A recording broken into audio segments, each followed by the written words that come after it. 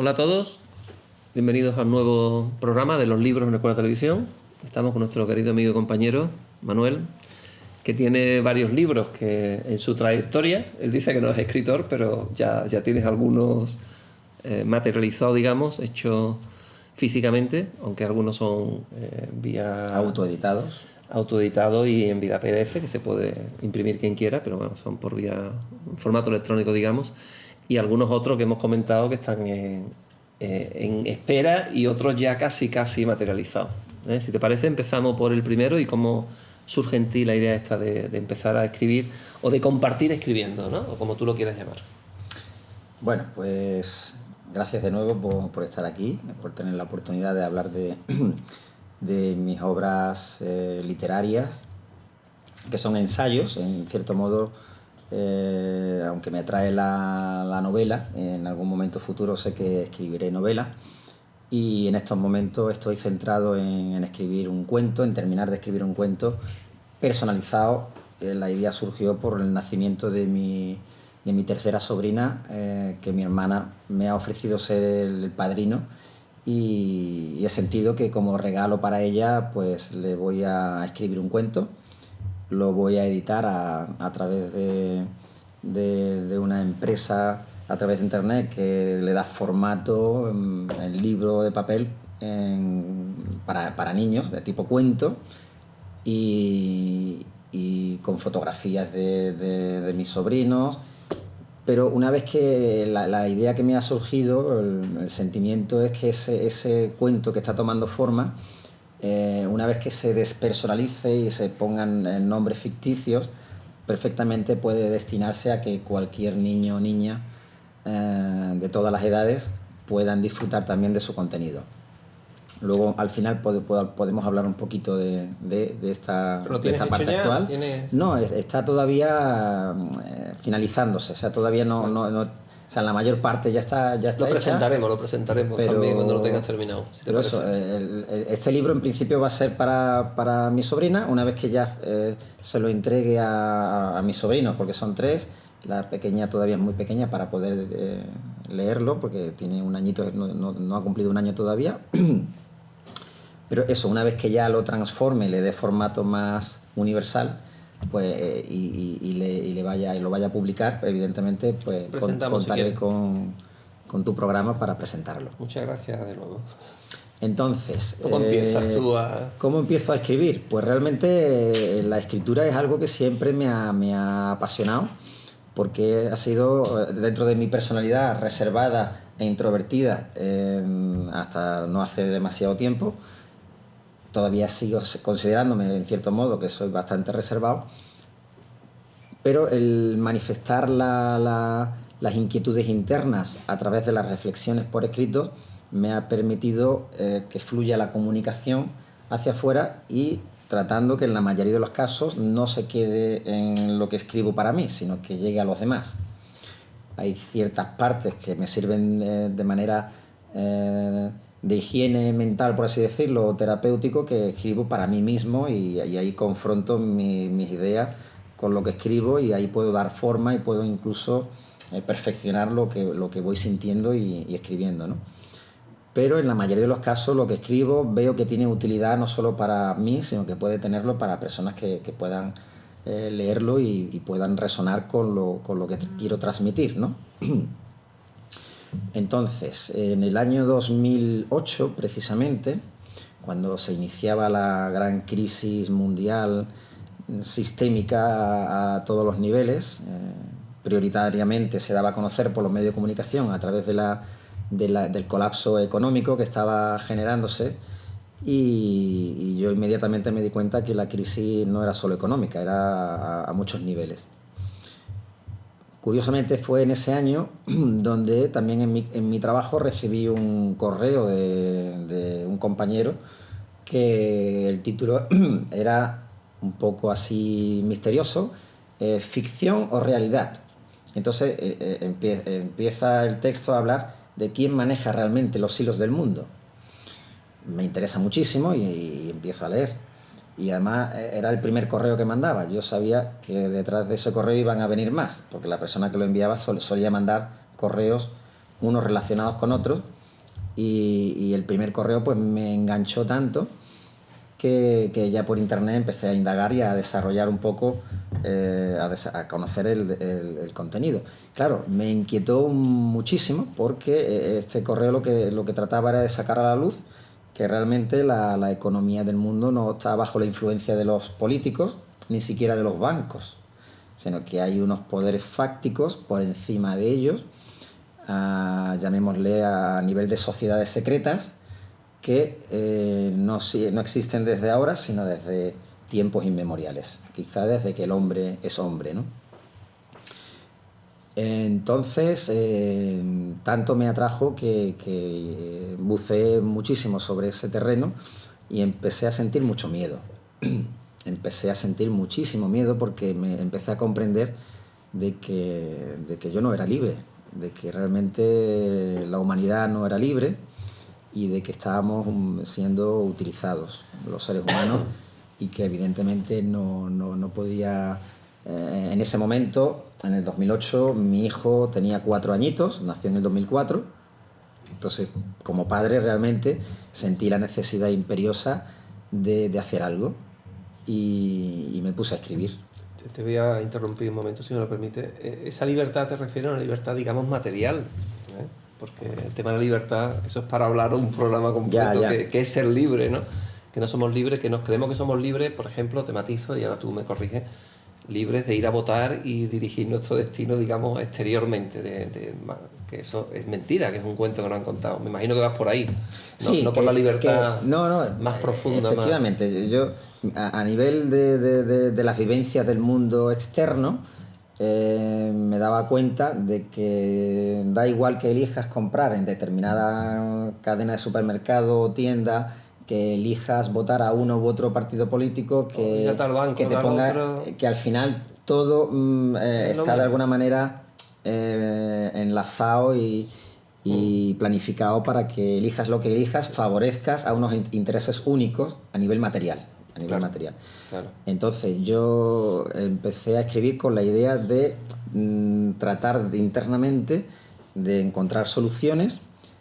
Ya en esa época, en el 2008, mis inquietudes espirituales estaban bastante desarrolladas y estudiadas dentro del terreno del budismo. Durante 6-7 años estuve practicando de manera autodidacta el budismo en casa y en el trabajo y en mi vida diaria, con muy buenos resultados.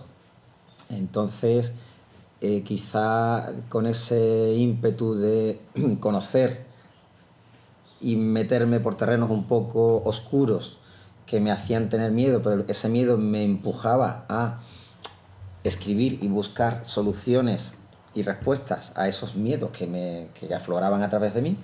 Entonces, la idea de la huelga tranquila surgió precisamente como una idea de acción local desde mi persona, en mi vida cotidiana, a la hora de consumir.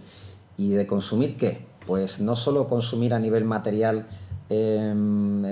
alimentos, ropa, tecnología, etcétera, sino también a la hora de consumir información.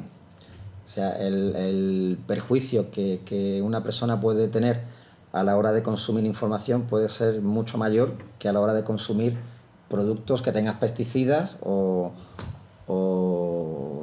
tecnología que emitan ciertas radiaciones. Es mucho más tóxico desde mi punto de vista y experiencia el que puedas consumir una información o más que una información, una desinformación, porque realmente lo que nos viene a través de los medios de comunicación convencionales, televisión, radio, por lo que he podido comprobar, la gran mayoría, más del 90% de lo que se emite y se publica en el planeta proviene de 6 grandes multinacionales de la información, que se traducen en programas de radio, televisión, cine, prensa, libros, etc. Y las 6 que están dirigidos por ese grupito que decía tú antes. Exactamente, y esas 6 además tienen sus ramificaciones que se concentran en determinados grupos de poder, sociedades secretas, ¿no? Que al igual llamémosle Illuminati, masonería, etcétera, etcétera. Le ponga el nombre que quiera. Da igual, el nombre que se le ponga, pero eso que me hizo comprender que los seres humanos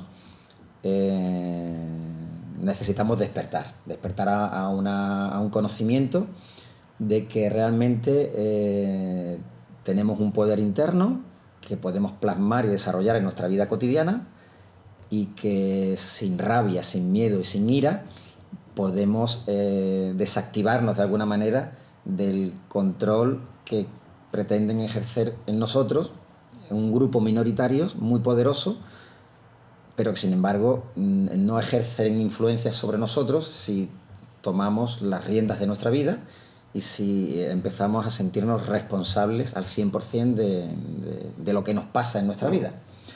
Porque no fue aquí en la huelga tranquila, sino quizá un poco más tarde, cuando comprendí que en mi vida lo que ocurre no es responsabilidad de mi entorno, ni de mis padres, ni de mis compañeros de trabajo, ni de mi mujer, que en mi vida lo que me ocurre es 100% responsabilidad mía.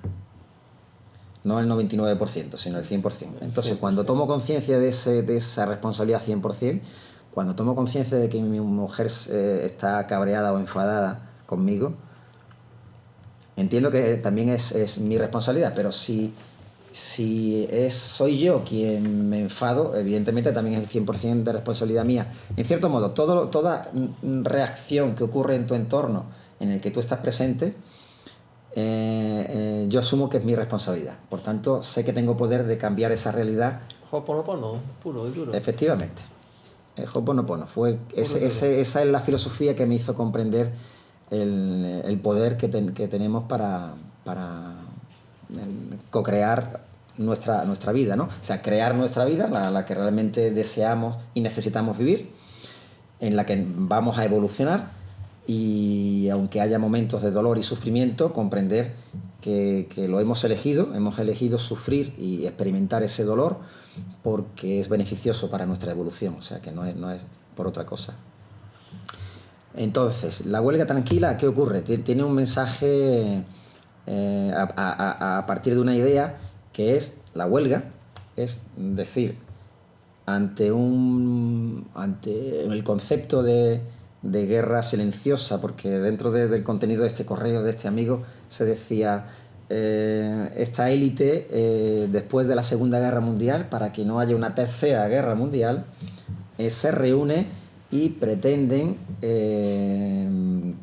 de responsabilizarnos a los seres humanos de que una tercera guerra mundial puede ser responsabilidad de la gran masa de la humanidad que vive como desbocada y sin control. Entonces es necesario adoctrinar a la gran masa humana y declarar una guerra silenciosa a través de todo lo que realmente puede manipularnos y guiarnos por el sendero que nos pueda llevar por el camino que ellos determinen como necesario, ¿no? Entonces, conociendo ese concepto, digo, bueno, ¿qué puedo hacer yo personalmente? Pero estamos ya, según tú, en una tercera guerra mundial, inmersos en una tercera guerra mundial. No declarado como guerra, oficialmente. hombre, yo siento que no va a haber una tercera guerra mundial. No. Tal como conocemos la guerra, Primera Guerra Mundial, Segunda Guerra Mundial, en lo físico no va a haber una detonación de múltiples bombas atómicas. Eso no me refiero. Ahora, que exista a otros niveles una especie de guerra, de hecho se está hablando ahora en política de guerra contra el yihadismo, o sea que el terrorismo ha producido que Occidente responda con el término guerra antiyihadista. Ya ahí la hay. Y además eso es a nivel global, pero a nivel psicológico también la hay. Me refiero a nivel sutil, a nivel sin que sea declarada, sin que haya... Sí, no, o sea, el término guerra silenciosa existe desde el momento que la comprendí, y sea ficción o no, yo entiendo que hay... ¿Y quiénes contra quiénes? Unos pocos contra la gran mayoría, o sea, una élite muy reducida que pretende controlar y dirigir y manipular a la gran mayoría. Gran mayoría que desconoce a esta élite y sus pretensiones, que si ese conocimiento llega, al igual que me llegó a mí, de manera casual, en ese correo, siendo padre, con una necesidad de dar una respuesta y no quedarme de brazos cruzados o meter la cabeza debajo de la almohada, bueno, mi instinto de supervivencia y de mi hijo y de mi familia humana me hizo, en primer lugar, empecé por mí, ¿qué puedo hacer? Pues me informé del consumo responsable, de las economías sociales, de cómo los medios de comunicación dejen de tener influencia sobre mí. Entonces la huelga tranquila son pautas en tres vertientes. Son tres huelgas, ¿no? La huelga de consumo, que es la que se trata de hacer ver al lector de que a la hora de consumir sepamos que realmente un producto lleva detrás una cadena desde su recolección, producción, fabricación, transporte y que llegue a la tienda, donde ha podido haber mucha explotación de mano de obra, y después... explotación de recursos. Entonces, a la hora de comprar, pues yo he sentido y he conocido que el comercio justo que es minoritario, pero va en aumento, y hay etiquetas que de alguna manera acreditan ese comercio justo, donde cooperativas de países en desarrollo, Latinoamérica, Asia, África, pues ponen los productos a la venta y sin intermediarios directamente llegan a los consumidores. O sea, directamente un consumidor que se preocupe por este tipo de consumo puede contactar con esa cooperativa y pedir un producto. Pero claro, tú dices, si quiero comprar café y ahora contacto con una cooperativa que me suministre café desde África o Colombia, pues un poquito complicado. Hay sectores dentro de por ejemplo, aquí en Andalucía hay una corporación que se llama Ideas, que suministra productos de comercio justo.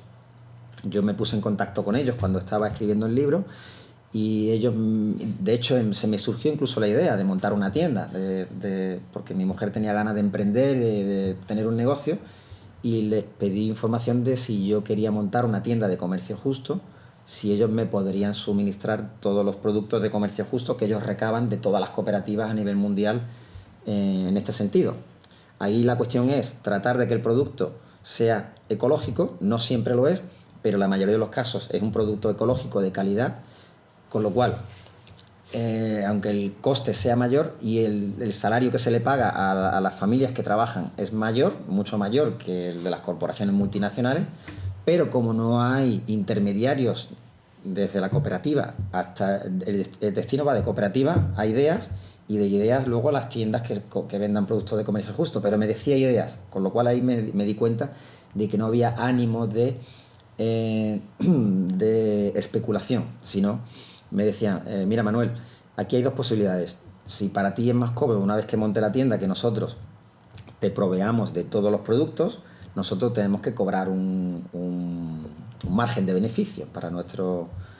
Pero también te damos la opción de darte todos los contactos de todas las cooperativas para que ellos te puedan suministrar a ti directamente, porque la filosofía de comercio justo es mientras menos intermediarios, mejor. Entonces ellos lo aplicaban. Yo soy en Andalucía, Ideas, el intermediario único con muchas tiendas y restaurantes y hoteles que compran. Por ejemplo, los comercios, Oxfam también es comercio justo. Y se ve en Carrefour, ¿no? Pero se supone que lo que hay en Carrefour de Oxfam, yo ya ahí tengo mis dudas y ya no he investigado, pero se supone que si tú compras chocolate o café de Intermón Oxfam en Carrefour, es que directamente Carrefour le ha pedido a Oxfam que le provea y que no haya intermediarios. Pero bueno, ya siendo Carrefour ya tengo yo mis dudas. Bueno, es un tema del consumo. Efectivamente. Consumo de publicidad. O sea, primera huelga que tenemos, que podemos practicar en nuestros días, la huelga de consumo, la huelga de publicidad, que no es más que ser consciente del gran poder de influencia que tienen los anuncios, aunque no les prestemos atención. El hecho de que se emitan por una pantalla, por una emisora y estén de fondo, ya tienen una influencia a nivel psicológico. Eso está muy estudiado. Entonces, la huelga de publicidad consiste en bajar el volumen, por ejemplo, si estamos viendo tele, quien vea tele, pues bajar quitar el sonido en el momento que haya un anuncio. Aunque te pongas a hablar con tu pareja y no le eches cuenta al anuncio, si el sonido está totalmente quitado, ya ese poder de influencia no existe. Y bueno, a la hora de buscar información, que no sea desinformación, que realmente cotejes con tu interior y distintas fuentes para que realmente asumas la información que mejor te viene y no te creas la primera información que te presenten. Y por último, la huelga verde. La huelga verde, que tiene que ver con... está muy relacionada con la huelga de consumo, pero tiene que ver con la tendencia a vivir de manera más natural, de manera más sencilla, de conocer sistemas de autosuficiencia a nivel energético, a nivel de consumo de alimentos frescos, o sea, tener tu propio huerto, un huerto colectivo con un grupo de amigos, o huertos urbanos que proveen algunos ayuntamientos.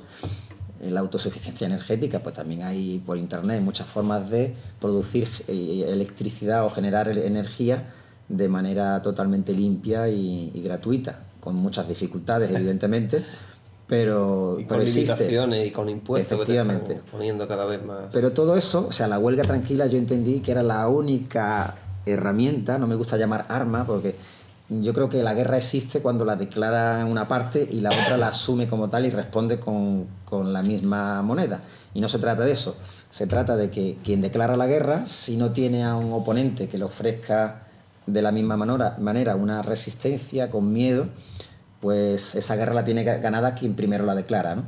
Tú sabes que ayer, perdona, cuando tú hablabas antes de la Tercera Guerra Mundial, ayer, con otras palabras, yo dije lo mismo que tú. Me preguntaron ayer por la noche en un grupito que entraba, oye, la Tercera Guerra Mundial y tal. Me alegro que sintamos lo mismo. La Tercera Guerra Mundial ya está desde hace tiempo, desde hace mucho tiempo está en marcha. Y no es una guerra cruenta con sangre. Estos terrorismos son excusas para seguir con esa guerra no declarada, que es que unos muy poquitos tomen el control de muchísimo, de todo. Pero no de las personas, sino de los medios de comunicación, de laboratorios, de absolutamente todo, ¿no? Y hablamos de la información aquí. Esa información está manipulada al 99,9% por esos que están en lucha, en guerra con el resto del mundo, aunque el resto del mundo no lo sepa. Y yo lo decía otras palabras, pero bueno, más o menos era lo mismo que tú compartías. Sí, y digo, pero... pues fue anoche cuando yo decía esas palabras, cada uno con nuestras palabras, ¿no? Sí, también sabemos que históricamente se habla de la Guerra Fría, ¿no? Un periodo que ha habido ahí. Sí, pero ahora eso es distinto. Esta guerra que hablamos lleva ya tiempo, mucho tiempo. Lo que pasa es que ahora cada vez está más, no cruenta, pero cada vez más manifiesta, más beligerante, porque ve que hay un peligro, esos poquitos que se le puede escapar de las manos. Sí, no, yo también siento que es así y va a ser así, o sea, se les está escapando de la mano, ellos... Con lo cual seguirán presionando por todos los medios que tienen, que son muchos. Sí, creando miedo, generando miedo, separando, tratando de separar. Claro, generan miedo y distracción. Generan distracción para que no te ocupes de esas cosas, mires a otro lado, digamos, y miedo, por supuesto. El miedo es el arma que tienen, ¿no?, de generar miedo. Y ahí entra el tema de terrorismo. Seguir generando miedo para que le sigamos dando nuestro poder, ¿no? Y para que se vayan coartando cada vez más las libertades de los ciudadanos, que son los ciudadanos, somos nosotros los que pedimos que nos protejan. Protégenos. Leyes que nos coartan más las libertades es tremendo. Y nos limitan. Pero bueno, sigo diciendo, en mi caso personal, yo practico la huelga tranquila desde que la descubrí, desde que la empecé a escribir, sin idea de publicar ningún libro. Esto llegó a manos de una amiga que cuando lo leyó era un borrador de no muchas páginas, posiblemente unas 20 páginas, no recuerdo bien, pero ella me dijo que le pareció precioso y que ella también estaba escribiendo otra cosa que no era relacionada con esto, sino a nivel espiritual más bien, y me pidió que si podíamos escribir juntos un libro.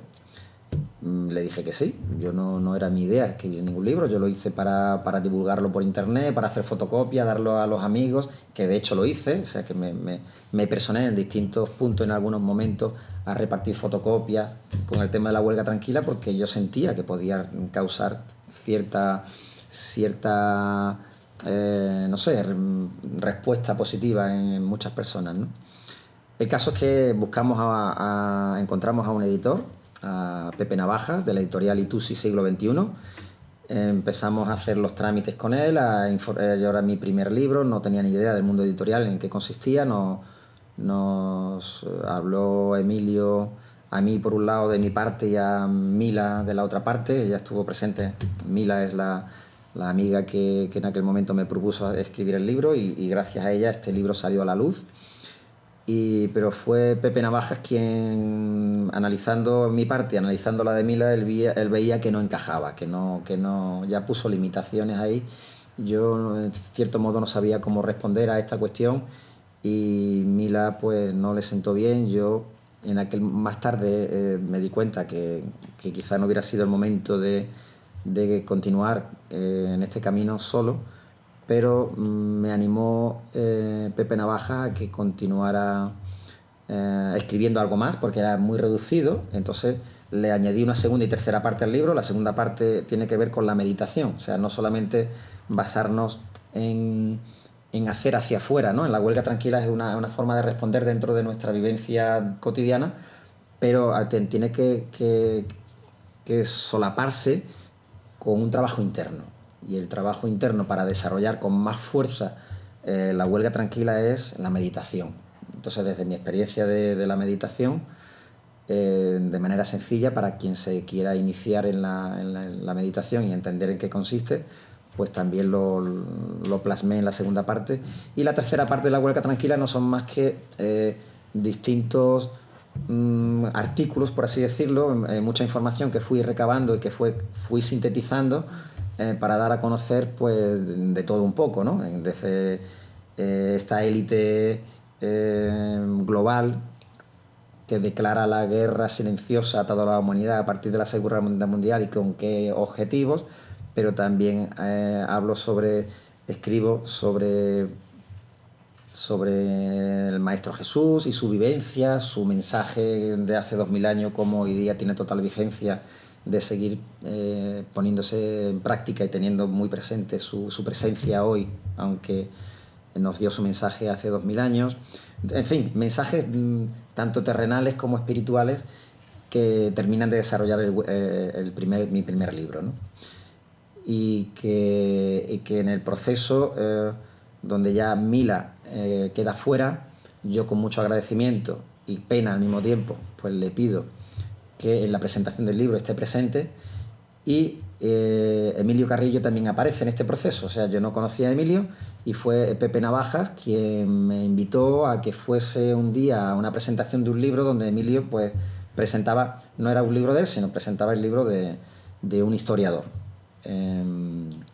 Entonces, en esa presentación conocí a Emilio y cuando lo escuché por primera vez, yo no sabía nada incluso tampoco de su trayectoria política, me estaba desconectado del mundo de la política y mucho más de la política local en Sevilla.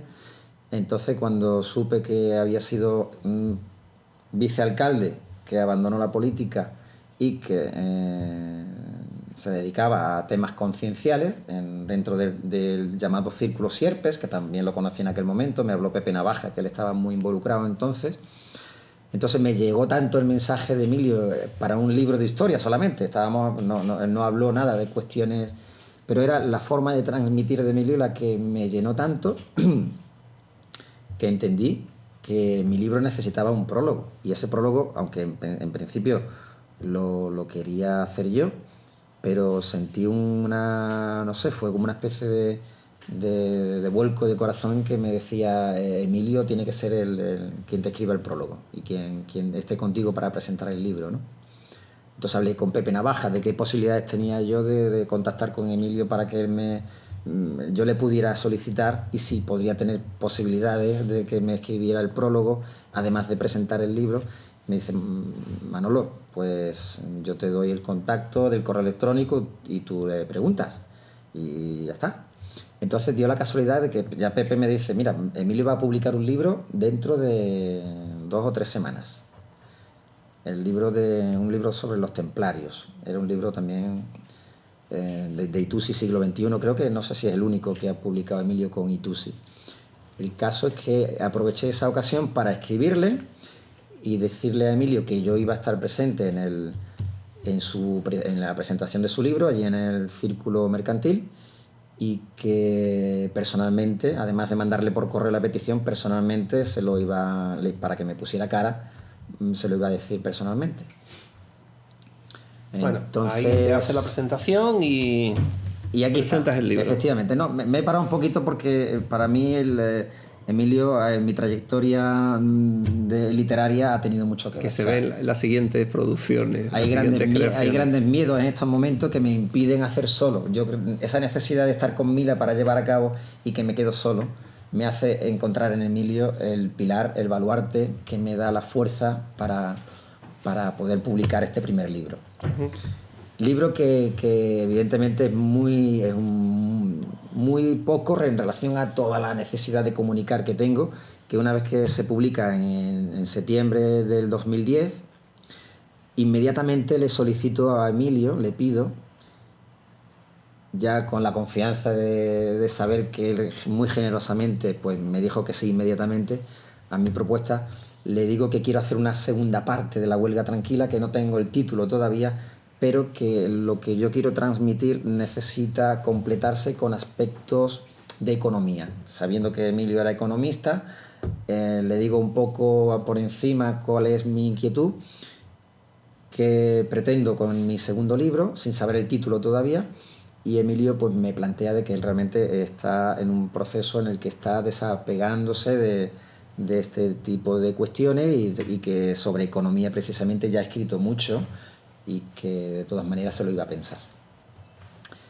¿Y cuál fue mi sorpresa? Yo entendía que no, o sea, tal como entendí en aquel momento, pero bueno, ya sentí que Emilio era una persona muy receptiva y que él no solamente mira su interés personal en si puede hacer algo o no, sino que confronta en su interior la información que le llega y si resuena, pues responde afirmativamente. Entonces, al poco tiempo de la propuesta nos vimos en una presentación de nuevo. Yo con cierta frecuencia dentro del Círculo Sierpe acudía a muchas actividades de las que se realizaban, y era la presentación de un libro sobre el Club Bilderberg en el Círculo Mercantil.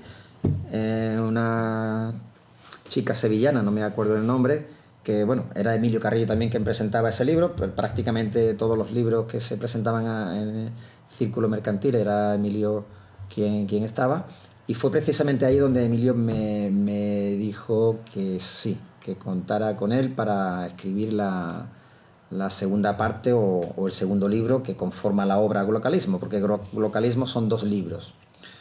El primer libro es de Emilio Carrillo, se llama Expansión Conciencial, Economía del Corazón. Que le dije, por cierto, Emilio, ese título lo puso él. Digo, Emilio, ¿te has dado cuenta que Expansión Conciencial y Economía del Corazón son las iniciales tuyas de Emilio Carrillo? Dice, no me había dado cuenta. Digo, pues mira, no es casualidad. Bueno, el caso que la segunda parte, el segundo libro que conforma la obra Glocalismo, también tiene 3 partes bien diferenciadas, que son la primera parte es la política glocal. Bueno, primero, la palabra glocalismo. Glocalismo es una síntesis entre globalismo y localismo. Una síntesis entre global y local, una simbiosis más bien, que lo que hace es reflejar la realidad de las 2 caras de la misma moneda. O sea, que toda acción global tiene efectos locales, pero al mismo tiempo toda acción local tiene efectos globales. ¿Qué quiere decir esto? Que el glocalismo lo que pretende es romper barreras, romper fronteras, romper divisiones, crear uniones, crear una unidad en donde se pretende, desde esa élite que interesa la separación, las fronteras, la acumulación de poder mediante la separación de lo máximo posible de ideas, en fin. Es difícil de explicar tantas cuestiones que están aquí planteadas en casi 500 páginas, pero el término glocalismo resulta que cuando lo miro por internet ya existía, y precisamente en los años 90 un filósofo, sociólogo polaco, Zygmunt Bauman, ya acuñó el término glocalismo, y traté de conocer qué decía este filósofo y había poca información. La verdad es que no encontré mucho, pero bueno, sí que resonaba conmigo en que realmente lo que comunicaba Zygmunt Bauman con este término era lo que yo sentía. Pero al estar tan poco desarrollado dije, bueno, respetando el inicio de este término en Zygmunt Bauman, no sé si antes también ha podido acuñarse de alguna manera, voy a desarrollarlo en lo que yo siento que puedo transmitir, y como no existe una definición, tampoco Zygmunt Bauman hace una definición breve de qué es localismo, pues a mí se me ocurrió de ponerle en formato diccionario como significado acción y efecto de preservar lo local de todo aquello que provenga de forma global y no sea beneficioso para la biodiversidad que lo recibe. En definitiva, que hay una especie de fuerza global que trata de homogeneizar y de crear un pensamiento único, y que todas las culturas del planeta, todos los lugares que tienen sus ideologías, sus costumbres, su respeto a la naturaleza, en fin, todo se trata de uniformizar de alguna manera para atender a lo que se pretende de alguna manera por esta élite, que es la de implantar un nuevo orden mundial, ¿no? Entonces, todo lo que provenga de forma global y no sea beneficioso, no solo para los seres humanos, sino para la biodiversidad que recibe ese efecto potente de globalizar. Porque es verdad que lo que sea beneficioso hay que tomarlo y hay que usarlo. O sea, yo entiendo que las nuevas tecnologías facilitan la comunicación, y bien usadas, las redes sociales, Internet, son una oportunidad maravillosa para que tengamos una comunicación, cualquier ser humano, en el instante que sea. Bueno, bien usada, perdóname, bien usada según tú, porque los que lo usan para otra cosa también son bien usadas. Sí, no sé. Es una herramienta y tú la usas como quieras. La puedes usar para controlar o para compartir o para lo que quieras, ¿no? Porque el uso de las redes sociales, a mí lo que me preocupa, entre comillas, la ocupación, es el uso que se hace para distraernos todavía más con esa multiinformación que tenemos o juegos y tal, ¿no? Las redes sociales... te lo digo porque, por ejemplo, el fin de semana pasado quedé con una persona fuera de Sevilla y resulta que no tenía teléfono. Y quedé en un sitio, en una cafetería, y yo quedé en un sitio y resulta, yo no lo sabía, ni yo tampoco, que de esa marca cafetería había una en una planta y otra en la otra planta. Y no tenía teléfono móvil. Y ya cuando al final nos vemos, porque oye, ¿cómo la llamo yo? ¿Cómo la llamo? Total, que ella preguntó, oye, dice, sí, arriba hay otra cafetería igual. Subí y estaba arriba, ¿no? Digo, ¿cómo no tienes? No, porque estoy en contra de las nuevas...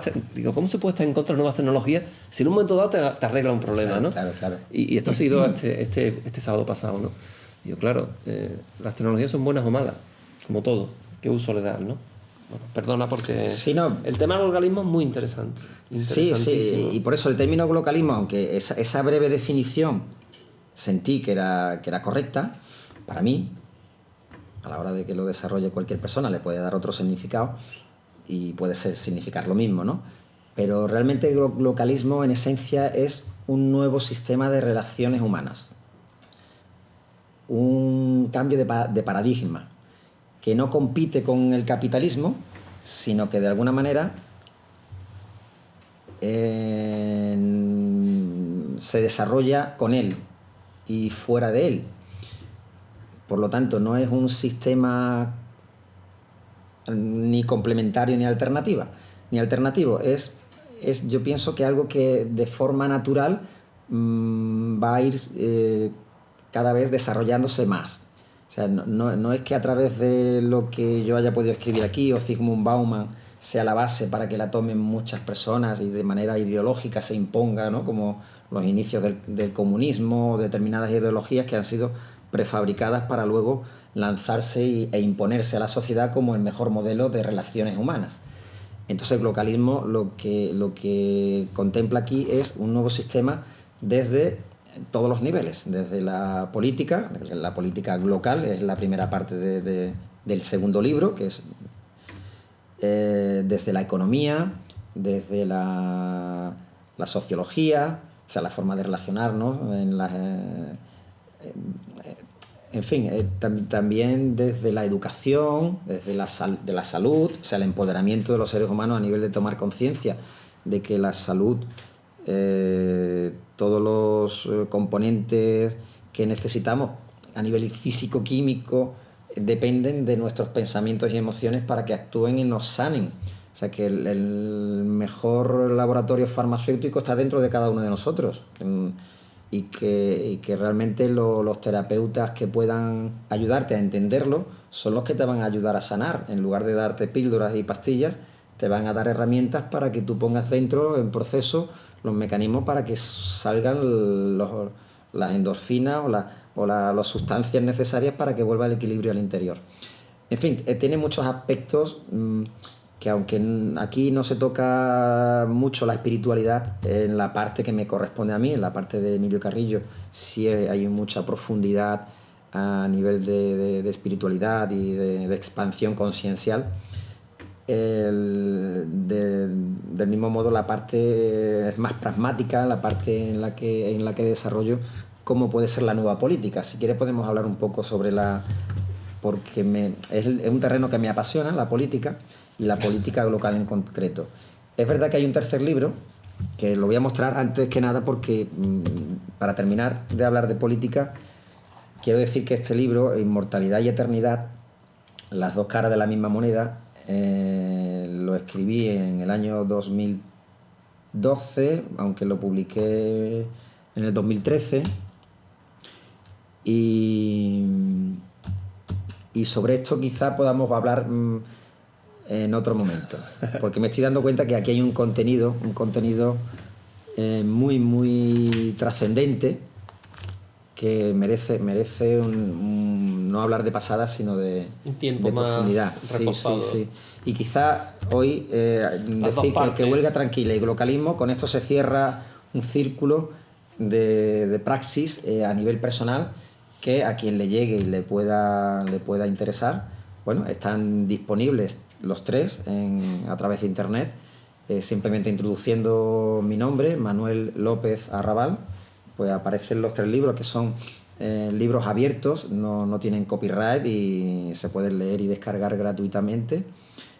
Y bueno, la política, para cerrar un poco esta entrevista, ahora en estos momentos que estamos grabando, estamos en puertas de las elecciones generales y... Hay elecciones en Venezuela, han sido hace poco, nosotros las tenemos en esta semana y se está moviendo mucho. Se está moviendo mucho. Sí. Yo precisamente soy representante de la administración desde hace varios años, estoy en una bolsa, como funcionario que soy. Solicité participar como representante de la administración en las mesas electorales y me han asignado una mesa en concreto en las elecciones al Parlamento Europeo, en las elecciones municipales y ahora en las generales, en las que voy como asesor de la mesa, del presidente y los vocales que se constituyan ese día, y además como transmisor, con el uso de las nuevas tecnologías, de toda la información de afluencia de votantes y luego a la hora del escrutinio de los votos, mensajes que en las europeas lo hicimos con tablet, en las locales lo hicimos con un portátil y una impresora, y ahora nos han dado en cada caso nos dan un curso de formación y ahora nos han dado un smartphone, y a través del smartphone haremos la transmisión de datos todos los representantes de la administración que estemos en todas las mesas electorales en España el día 20 de diciembre. Para agilizar el resultado. Claro, mi idea es estar dentro de lo que es el proceso electoral, conocer un poco cómo se cuece todo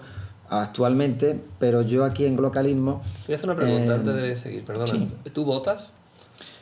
He tenido un periodo de no votar, porque evidentemente al conocer el fundamento de la democracia tal como nos lo enseñan, el hecho de votar es participar y alimentar el proceso. Entonces, de alguna manera hice huelga de voto, aunque no lo puse aquí, en estos momentos lo hubiera puesto también, no está puesto el dejar de votar, por ejemplo.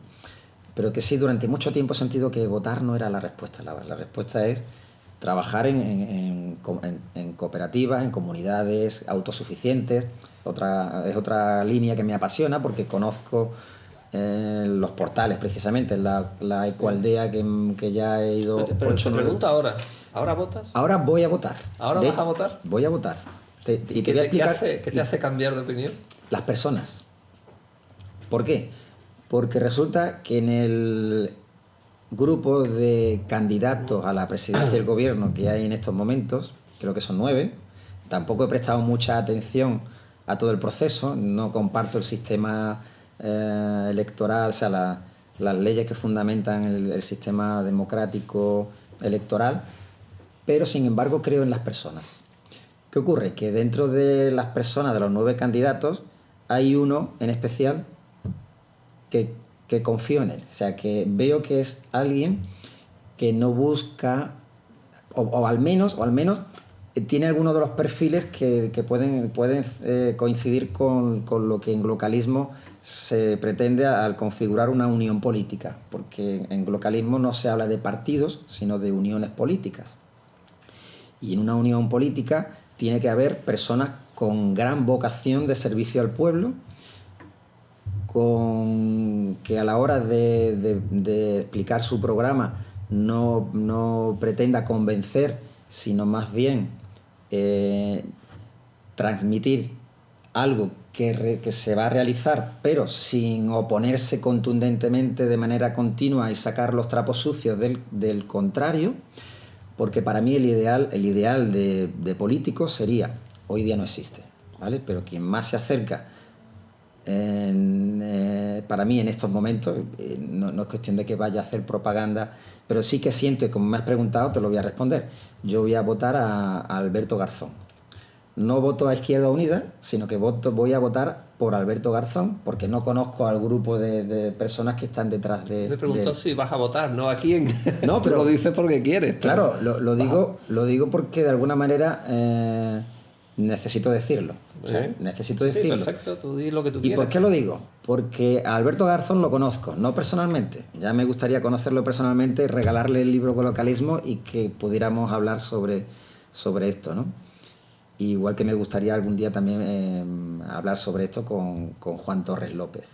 Precisamente conocí a Alberto Garzón en un libro que se llama Hay alternativas, que lo escriben Juan Torres López, Alberto Garzón y Vicent Navarro. No sé si lo conoces, sí, el libro, pero es un libro que cuando lo leí explicando los orígenes de la crisis a nivel planetario, luego habla de Europa y a nivel de España, y te da una receta y unas soluciones que se pueden implantar a nivel político de manera inmediata, y que además, después de leer el libro, he seguido la trayectoria de Juan Torres López y Alberto Garzón bastante, de Vicent Navarro también un poco, pero luego con Alberto Garzón, al ser del diputado más joven del Parlamento, al ver muchas intervenciones de él, y luego en la trayectoria que ha seguido en este proceso hacia él podía haber sacado más rédito electoral, quizá haciendo un pacto de alianza con Podemos, con Pablo Iglesias.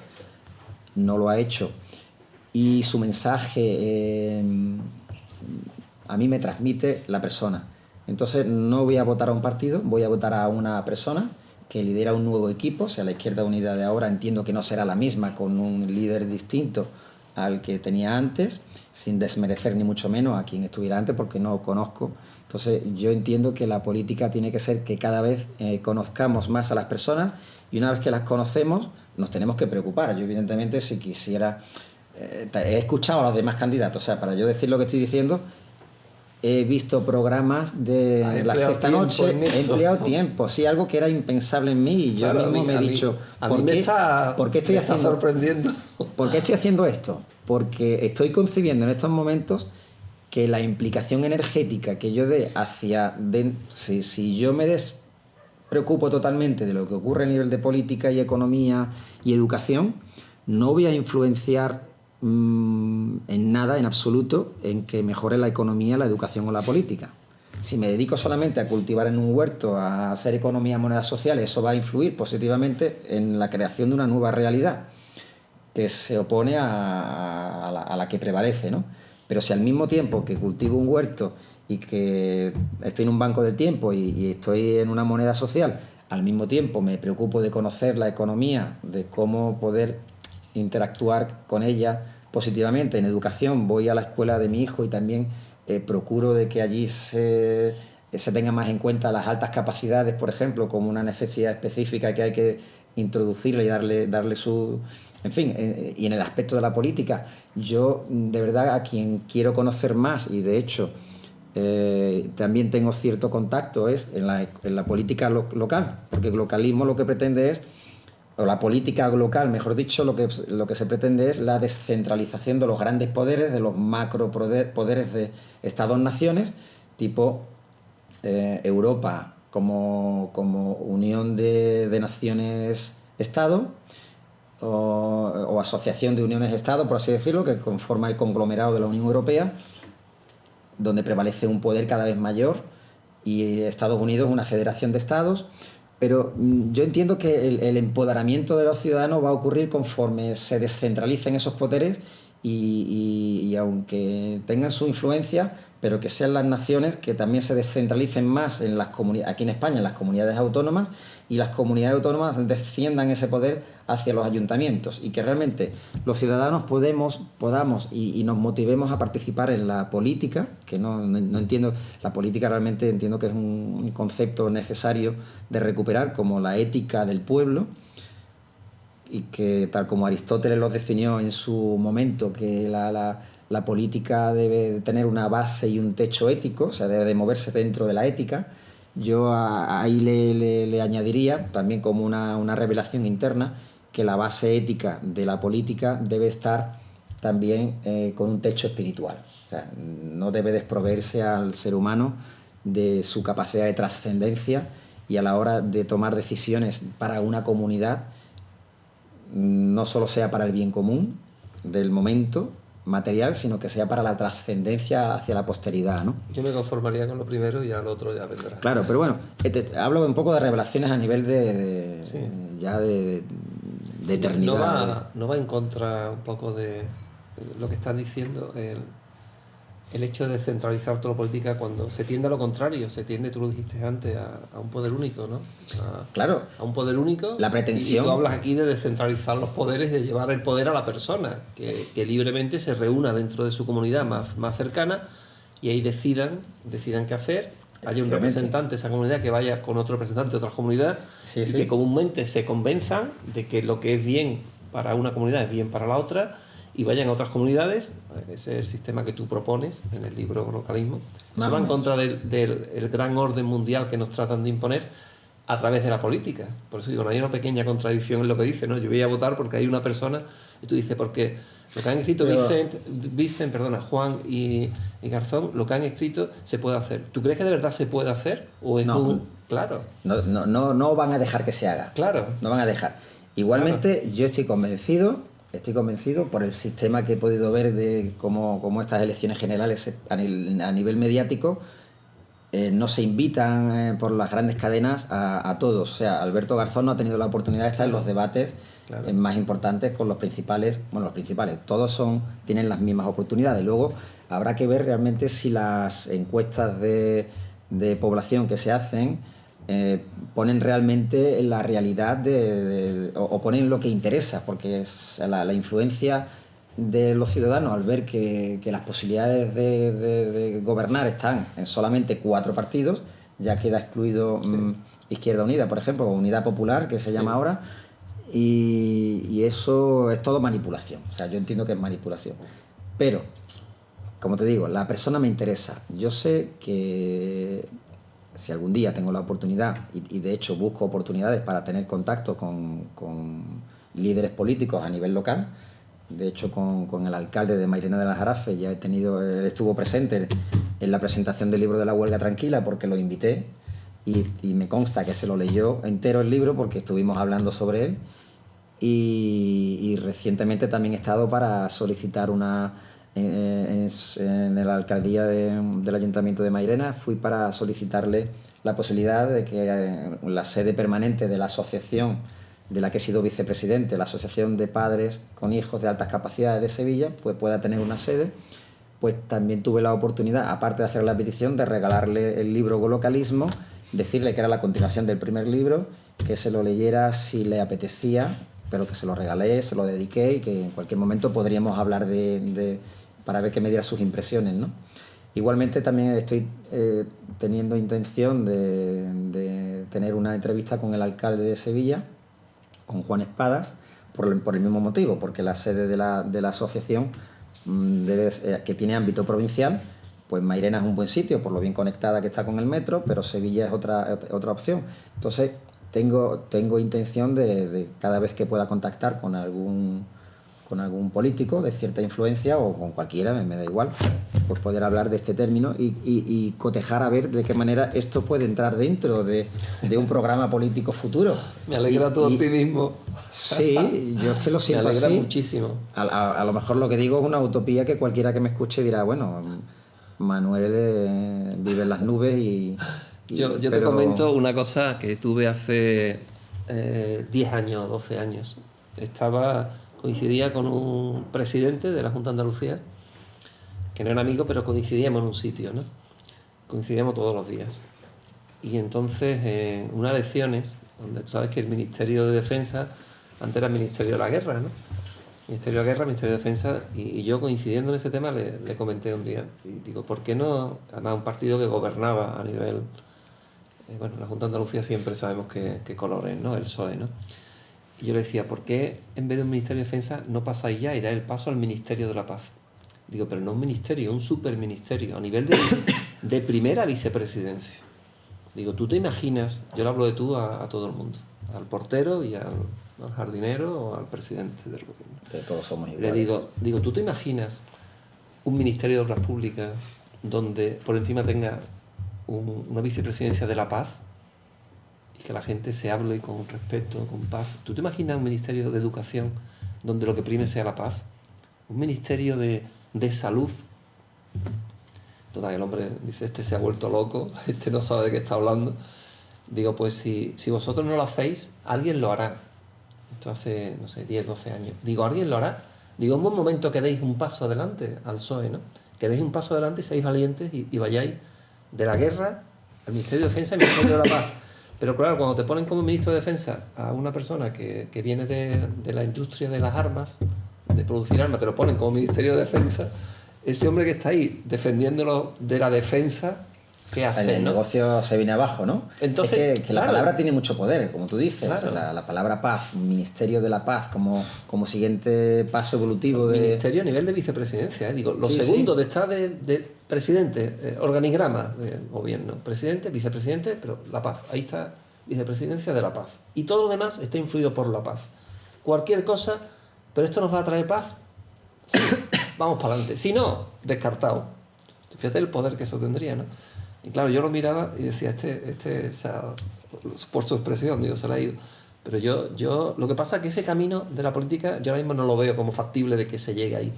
Hay otros caminos, ¿no? Que es que en la Fundación Espató, y recuerda, hay otras muchas organizaciones. Sí, estamos trabajando sin luchar contra eso. Yo no voto hace muchos años porque, lo decía también en un programa hace poco, se tratan de dividirnos. Los políticos tratan de dividirnos. Y lo ves en la televisión, en esos debates que yo también me interesa estar informado. El partido tal contra el otro. Y cuando parece que decae el interés por las votaciones, que ha decaído tremendamente en estas votaciones, aparecen otros partidos que vuelve el interés. Otra vez están jugando lo mismo, ¿no? Cuando los partidos que tratan de dividirnos. Y yo votaría, no sé si votaría alguna vez o no, a un partido y dijera, vamos a unirnos todos. Cuando yo escucho a un político... A una unión política. O sea, sí, cuando yo diría, pero no la unión, perdón. Si algún día se forma un conglomerado de personas que sean capaces de organizarse en vez de como unión. ¿Y qué significa comunión? Te digo, el ideal de político, que todavía no existe. O sea, que Alberto Garzón para mí manifiesta el perfil como persona que menos trapos sucios saca de los otros, pero que más propuestas pone sobre la mesa y que de manera más serena expresa y con un lenguaje no verbal, porque a mí me dice mucho no solo lo que diga la persona a nivel de palabras y de comunicados, sino a nivel también de lenguaje no verbal, ¿no?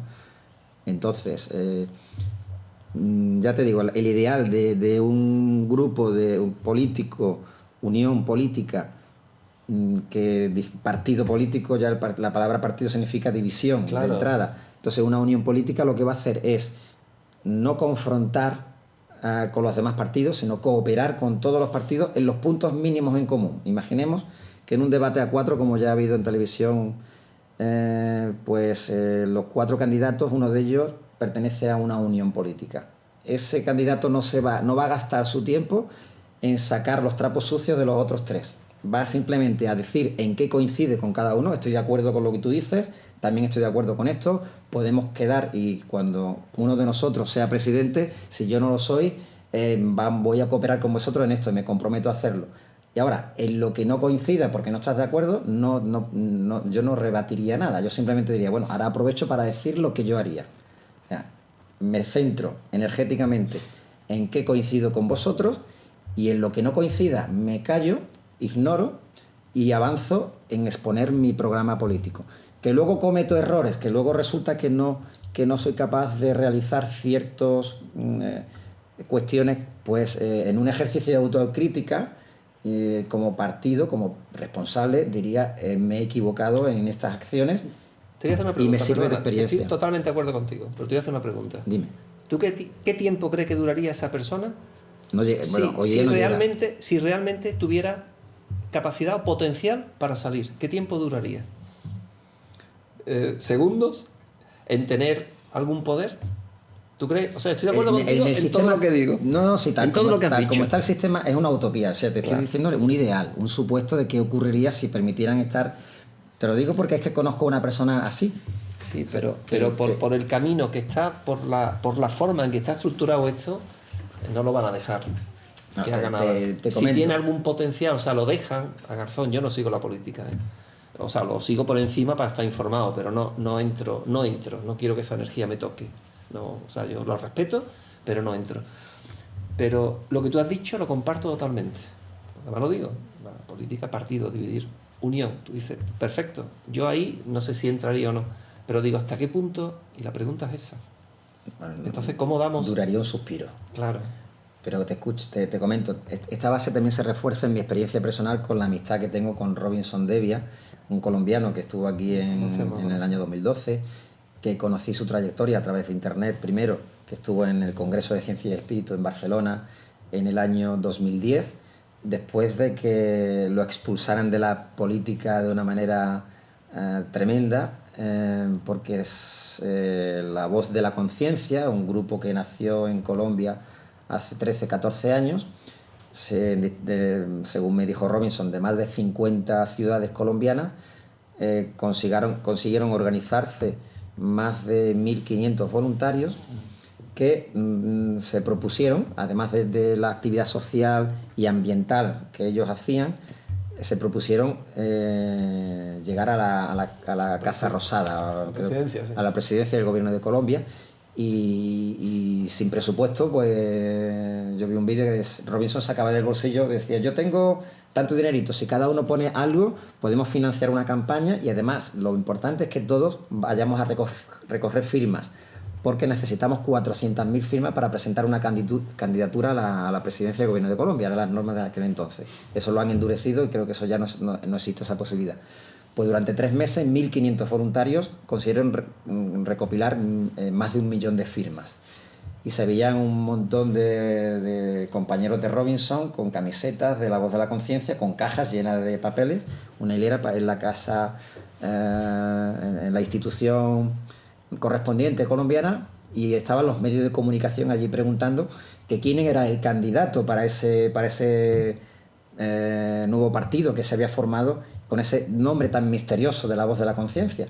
Entonces el portavoz que estaba allí delante de todos los compañeros con las cajas decía que no era el momento de decir quién era el candidato. El candidato eran todos los miembros de ese partido político. Le llamaban partido porque no parece, no sé si...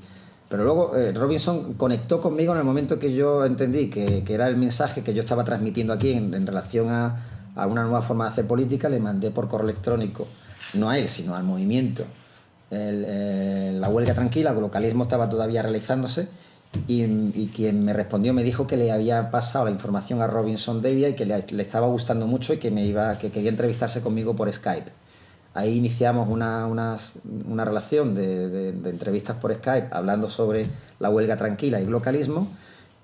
Esto fue posterior a que finalizara su proceso de llegar al gobierno de Colombia. Que no le dieron ninguna cobertura en televisión. No, pero lo curioso es eso, que el movimiento no presentaba ningún candidato, porque lo importante no era el candidato, era el movimiento.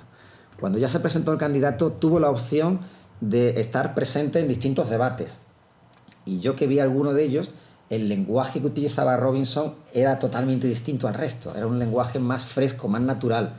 De hecho, los demás como que se miraban como sorprendidos por lo que decía Robinson. Pero Robinson se echaba la mano al pecho en muchas ocasiones. No sé a cuántos políticos se ponen las manos en el corazón, como diciendo lo que digo, los digo de corazón. Parece que el lenguaje de los políticos es totalmente mental, ¿no? Pero bueno, sin afán de crítica, cada ser humano elige su camino. Y quiero decir que una nueva forma de hacer política es posible y hay personas dispuestas a ello. ¿Tú de verdad lo crees? Estamos terminando ya. Yo creo que una nueva forma... Con la estructura actual que hay, que se puede hacer política en la política, ¿tú lo crees? Sí. Me alegra que haya personas todavía con fe en ese campo. Yo como utopía alcanzable, no sé cuándo, entiendo que constituir una unión política es posible. Que dejen avanzar esa unión política hasta que pueda presentarse una candidatura y que además pueda tener cobertura mediática para tener posibilidades, eso ya es otra cuestión. Pero se puede intentar, ¿por qué no? O sea, yo lo tengo clarísimo. Intentar constituir una unión y en esa unión, con un muro. En esa unión tiene que configurarse de un proceso de crecimiento durante un tiempo, evidentemente no se puede constituir una unión con las primeras personas que lleguen, tiene que haber un proceso de convivencia, de conocimiento, de trazar líneas, conocer las necesidades de la sociedad en la que empiece. Yo de todas maneras aquí sí que es verdad que expreso que las uniones políticas deben de comenzarse única y exclusivamente a nivel local, ni a nivel regional ni a nivel nacional. Y cuando haya, no solo en España, imaginemos que en España surge la primera unión.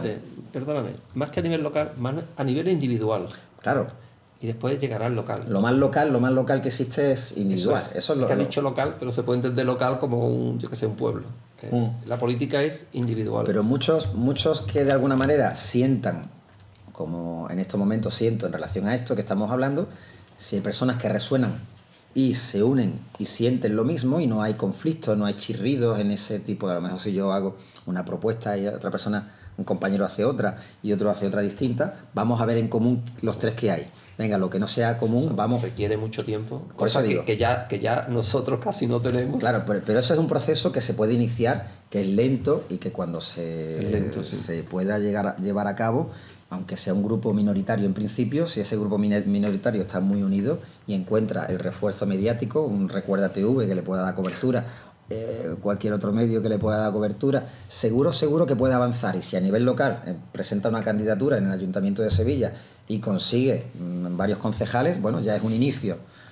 Y si luego lo que hace Sevilla parece que se conoce dentro de la población y toma relevancia, lo mismo puede conseguir la alcaldía. Y si eso luego es conocido por otros ayuntamientos, puede conseguirse que eso pueda llegar no solo en España, sino que, de hecho, el localismo está pensado para que en muchos municipios del planeta eso pueda ocurrir. Y no porque se copien unos a otros, sino porque indiscutiblemente en la evolución del ser humano esto tiene que ocurrir de alguna manera. No como lo preveo yo en localismo, ni mucho menos. Es una revelación personal. Sino que de forma natural debe de ocurrir. Porque si no ocurre, la fuerza poderosa que esa élite quiere unificar y homogeneizar a la población mundial, pues podría alcanzar, pero intuyo que no va a ser así. Bueno, estamos terminando, el tiempo nos limita también aquí y es maravilloso lo que expone. Yo la vía a través de la política, yo no la veo sinceramente, no la veo, es que no la siento. Yo ya no hablo desde el corazón o lo que siento en cada momento. Claro. Me parece maravilloso lo que plantea, pero la vía para mí es a través de la persona, de empoderar a la persona, que libremente, no necesitamos a nadie darle el poder. Yo te entiendo perfectamente, lo que pasa es que la vía...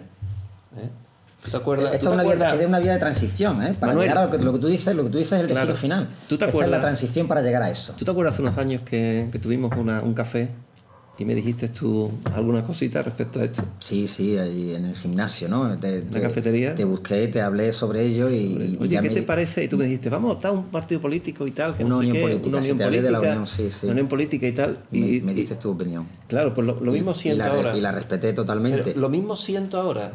Y tú hablaste de, oye, es que el sistema que yo te digo, el sistema hay que dejarlo en paz, que se caiga solo. Porque como tú ayudes al sistema y tal, y sigas dándole energía, el sistema va a seguir empoderándose. Es mi opinión de entonces, de hace 3 años, pero ¿no? Dentro del sistema 3 años, 4 años que hablamos de esto. Te comento, dentro del sistema hay bellísimas personas Sí, por que supuesto. hacen una labor encomiable, Por supuesto. que en el momento que se den cuenta que hay otra forma Por de supuesto. poder hacer política, de poder hacer economía, de poder hacer educación, Por supuesto. ese pequeño giro que den estas personas con gran capacidad supuesto. de influencia y que, no sé, yo siento que Alberto Garzón ahora mismo para mí es la mejor opción posible y voy a reanudar mi opción de votar Tú- que durante años he dejado atrás. Me parece maravilloso. Porque mi coherencia en cuanto hice esto era, pero la que te digo, para mí lo importante son las personas, más que el sistema. Y si hay una persona que ahora mismo resuena conmigo y es Alberto Garzón, bueno, si tengo la oportunidad, de hecho trataré de tener la oportunidad de poder compartir con él. Seguro que es accesible y que podré algún día conseguir una cita con él y poder hablarle de... No me voy a afiliar a su partido, eso lo tengo claro, o sea que no voy a afiliarme a ningún partido. Si algún día pertenezco a uno, será una unión política. Perfecto. Dejamos pendiente el tercer libro, que espero que pronto, cuando tengamos, cogemos agenda y presentamos, o enlazamos ya con el siguiente de cuento que Sí, próximamente ya verá su cuando luz. podamos quedar la próxima vez, podemos hablar de inmortalidad y eternidad y del cuento que está ahora en proceso.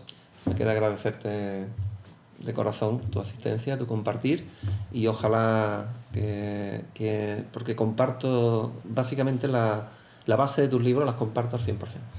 Igualmente, Ya lo sabes. un abrazo, Muchísimas porque gracias. estoy muy agradecido también de que me hayas dado la oportunidad de estar en tu programa Gracias a ti, Manuel. y Hasta pronto, nos Y vemos hasta pronto. Muchísimas gracias. Es para todo.